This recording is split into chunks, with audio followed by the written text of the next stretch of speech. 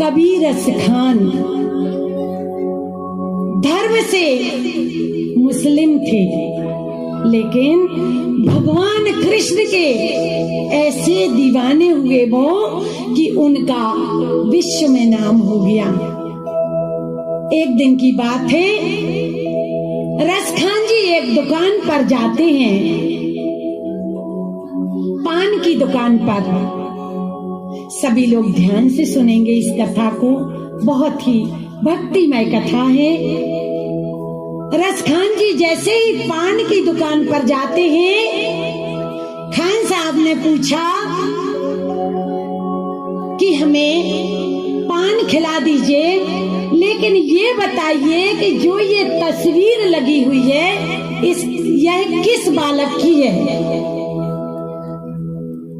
पान वाले ने बोला कि यह तस्वीर बहुत ही सुंदर बालक की है, इसका नाम श्याम है। अब खान साहब की नजर उनके चरणों पर पड़ती है। खान साहब ने देखा कि इतना सुंदर बालक है, इतनी सुंदर सुंदर आंखें हैं, मुकुट सर पर लगाए हुए हैं, इतने सुकोमल से चरण, लेकिन इसके माता पिता ने इसे जूतियां नहीं पहनाई। खान साहब बोलते हैं, इनके माता पिता ने इनको जूतियां क्यों नहीं पहनाई? ये बालक तो बड़ा सुकोमल लगता है। पान वाले ने सोचा, अजीब पागल इंसान है, अब इससे क्या बहस की जाए। बोलने लगा, भाई उनके माता पिता के यहाँ पैसे नहीं होंगे जूतियां खरीदने के लिए, तो नहीं पहनाई। खान साहब वापस चले जाते हैं।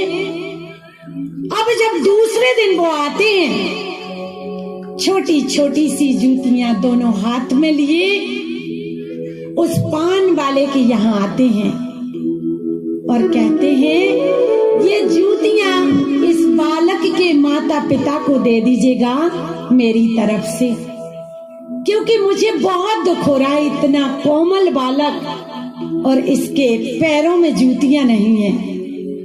पान वाला बोला, मन में सोचता है, देखिए कितना खिसका हुआ इंसान है, ये जूतियां ही लेके आ गया, अब मैं ये तस्वीर को कैसे जूतियां पहनाऊं।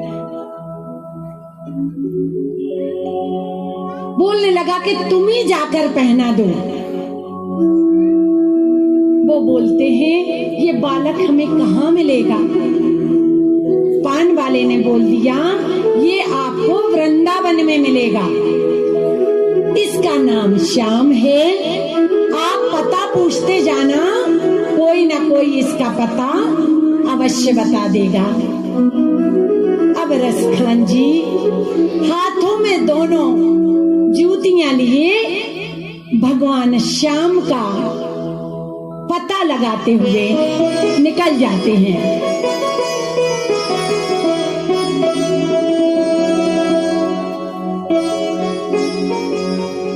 अब देखिए, उनको कोई भी दिखता है उसी से बोलते हैं, देखिए आपने ये बालक कहीं देखा है? उसके बड़े बड़े घुंघराले बाल हैं, बड़ी बड़ी आंखें हैं, बहुत ही सुंदर खूबसूरत दिखता है और सिर पर मोर मुकुट धारण किए हुए हैं। आपने ऐसा बालक कहीं देखा है? कोई भी कहता है, देखिए वृंदावन में तो हर दूसरे बालक का नाम श्याम होता है, पर जैसा आप बता रहे हैं ऐसा तो हमने कहीं नहीं देखा। रसखान जी पूछते जा रहे हैं, वो तो भगवान की भक्ति में जैसे दीवाने ही हो चुके हैं। देखिए रसखान जी कहते हैं,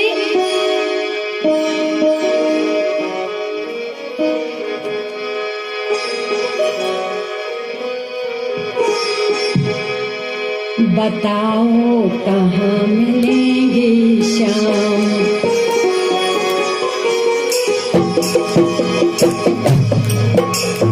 कहाँ मिलेंगे श्याम, बताओ कहाँ मिलेंगे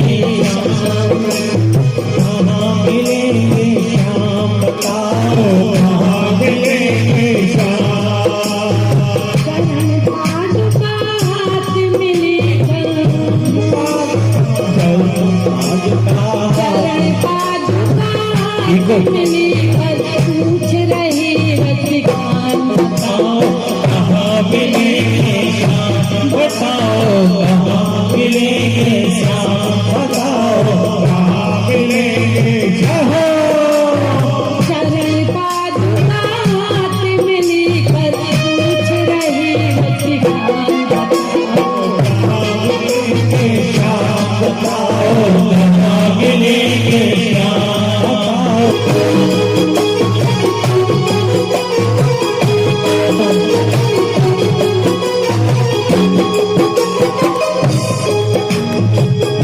श्री राधे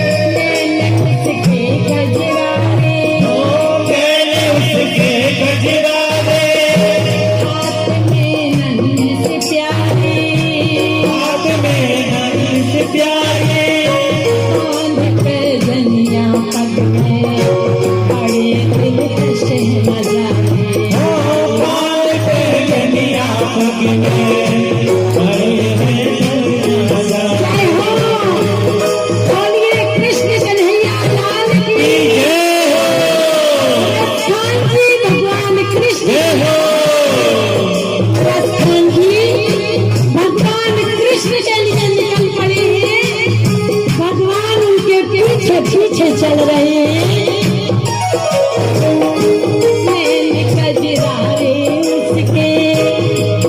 कजरारे उसके हाथ नन्हे से प्यारे हाथ नन्हे से प्यारे पे गलियां पग में बड़े दिलकश नजारे बड़े दिलकश नजारे कोयल करती है उसकी कोयल करती है उसकी एक मधुर मुस्कान बताओ कहाँ मिलेंगे श्याम बताओ कहाँ मिलेंगे श्याम बताओ कहाँ मिलेंगे श्याम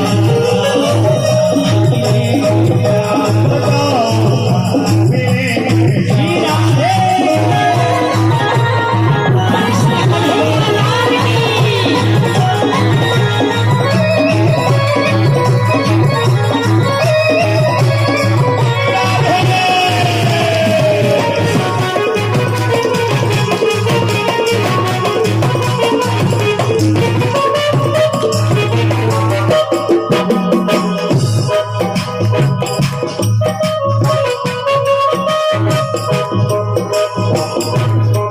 भगवान श्री कृष्ण ने सोचा ऐसे तो मेरा भक्त भटकता ही रहेगा, लेकिन एक चीज देखिए आप, भक्त यदि जरा सा ही भगवान की तरफ आता है, भगवान दौड़े हुए भक्त के पास आ जाते हैं।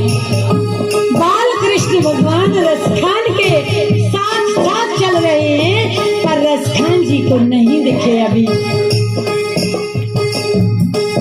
भगवान ने सोचा रसखान जी तो ऐसे पूछते ही रहेंगे। रसखान जी ने एक व्यक्ति से पूछा, भगवान कृष्ण ही उस ग्वाले के रूप में बता रहे हैं। समझ में आया जिसका पता पूछ रहा है, कोई पूछ रहा है, कौन है बांके बिहारी जिसे ढूंढ रहा है। बांके बिहारी जिसे तू ढूंढ रहा है। कहीं वो शाम कहा था, कहीं वो श्याम कहा था, कहीं वो कृष्ण मुरारी, कहीं वो कृष्ण मुरारी, कोई सावरिया कहता, कोई गोवर्धनधारी। कोई सावरिया कहता, कोई गोवर्धनधारी। नाम हजारों ही उसके,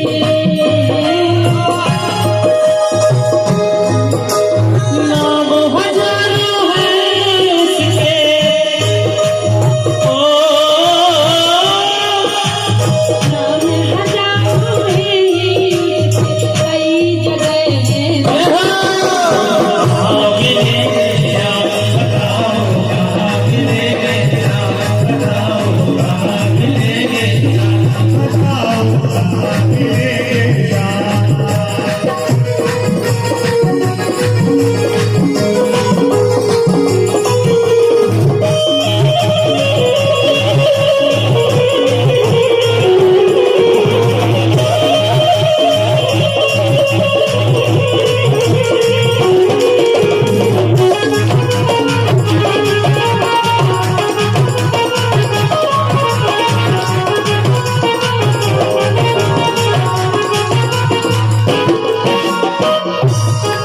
रसखान जी भगवान कृष्ण का पता पूछते हुए चले जा रहे थे।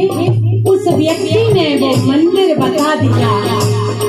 अब रसखान जी मंदिर के अंदर जाने लगते हैं तो हमारे पंडित बैठे हुए हैं जो, इन्होंने मना कर दिया कि आप अंदर नहीं जा सकते, क्योंकि रसखान जी दूसरे धर्म से थे तो उन्हें अंदर नहीं जाने दिया। लेकिन देखिए, उनकी भक्ति को देखिए, क्योंकि उनके हृदय में बाल कृष्ण की छवि विराजमान हो चुकी थी। रसखान जी ने जब देखा कि अब मुझे अंदर नहीं जाने मिलेगा तो रसखान जी मंदिर की सीढ़ियों से वहीं जाकर बैठ जाते हैं और सोचते हैं, कहते हैं कि चलो आज पंडित ने मुझे नहीं जाने दिया, लेकिन वो मेरा श्याम कभी तो बाहर आएगा। कब तक पंडित उसे मंदिर के अंदर रखेंगे। रसखान जी बैठ जाते हैं, क्योंकि वो बहुत बड़ी सच्ची श्रद्धा के साथ आए हुए थे।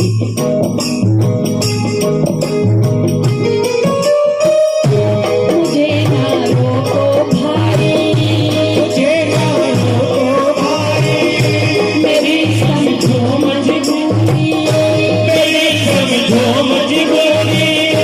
श्याम से मिलने आया, मेरा मिलना है जरूर। श्याम से मिलने आया, बहुत है काम जरूरी। सीढ़ियों के मंदिर पे, सीढ़ियों के मंदिर के द्वार पर अपना डेरा, द्वार पर अपना डेरा।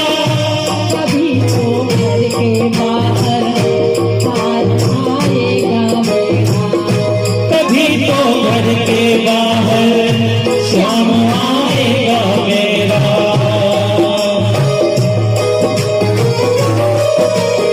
इंतजार करते करते भी, इंतजार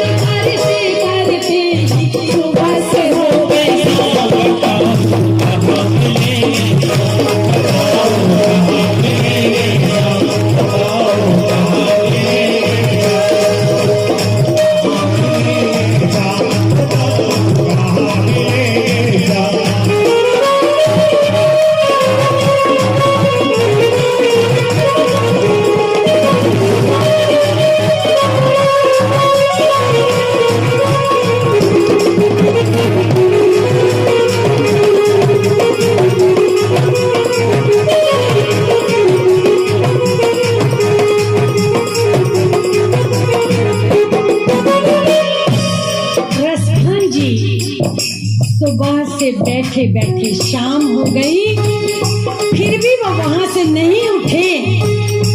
अब देखिए पूरी रात बीत गई, रास्ता देख रहे कि कहीं से तो शाम आएगा मेरा। रसखान जी रास्ता देख रहे हैं, पूरी रात बीत गई है।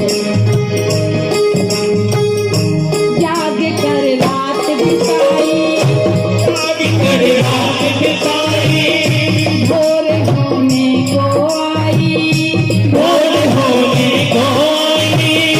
कभी के कानों में एक आहट सी कोई आहट सी आई। पीछे देखे, पीछे देखे, वो दाएं बाएं देखे, दाएं बाएं देखे, वो चारों ओर ही देखे, नजर उन्हें कहीं ना आए। चारों ओर ही देखे, नजर कोई ना आए।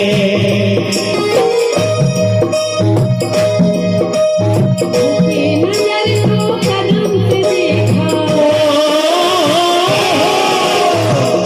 नजर को कदमों में बैठा नन्हा सा।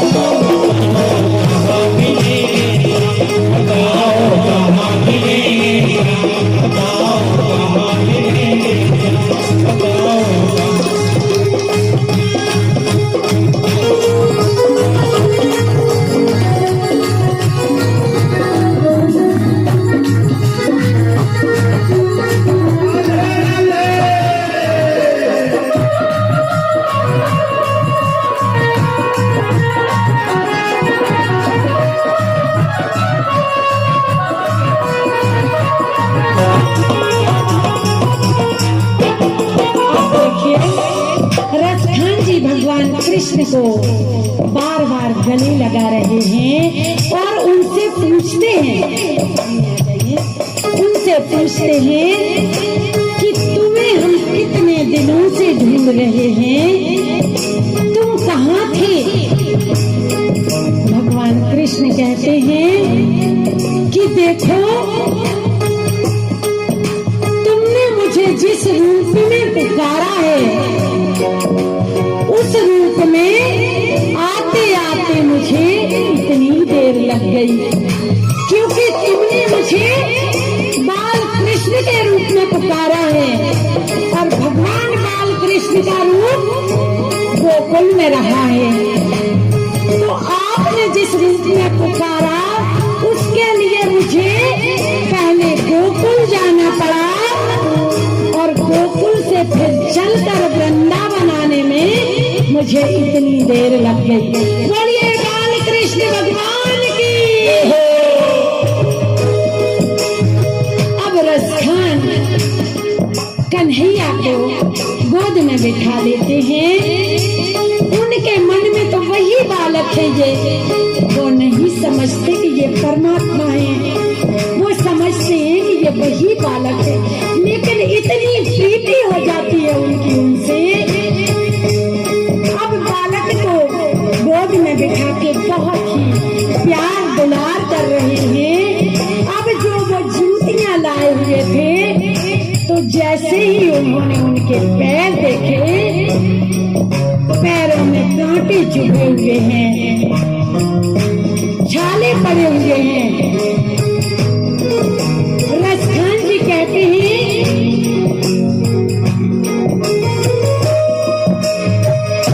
खुशी से गदगद होकर, खुशी से गदगद होकर, गोद में उसे बिठाया, गोद में उसे बिठाया, लगा कर अपने सीने बहुत ही प्यारे लगा कर सीने से बहुत ही प्यार लुटाया।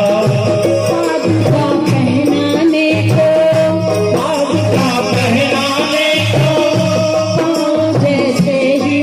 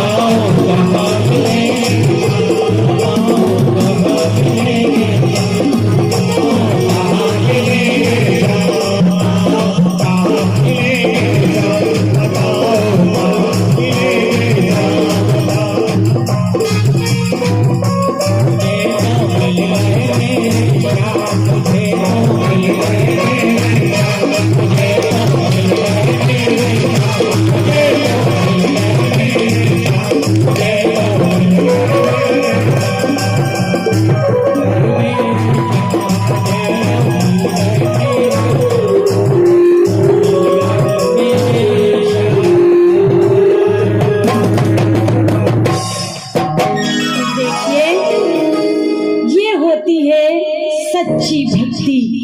कहते हैं जन्म जन्मांतरों तक बड़े बड़े ऋषि महात्मा जन भक्ति कर कर के पूरी जिंदगी गुजार देते हैं, लेकिन भगवान के दर्शन नहीं होते। और रसखान जी ने कुछ ही दिनों में भगवान कृष्ण को प्राप्त कर लिया, क्योंकि जिस दिन से उनकी नजर उस बालक पर पड़ी थी, उस तस्वीर पर, वो तस्वीर ही उनके हृदय में बस गई थी। और वो जूतियां लेकर पूरे ब्रज में घूमते रहे। आखिर उन्हें अपने श्याम को ढूंढ ही लिया। भगवान कहते हैं कि जो भक्त मुझे जिस रूप में बुलाता है, मैं उसे उसी रूप में दर्शन देता हूँ।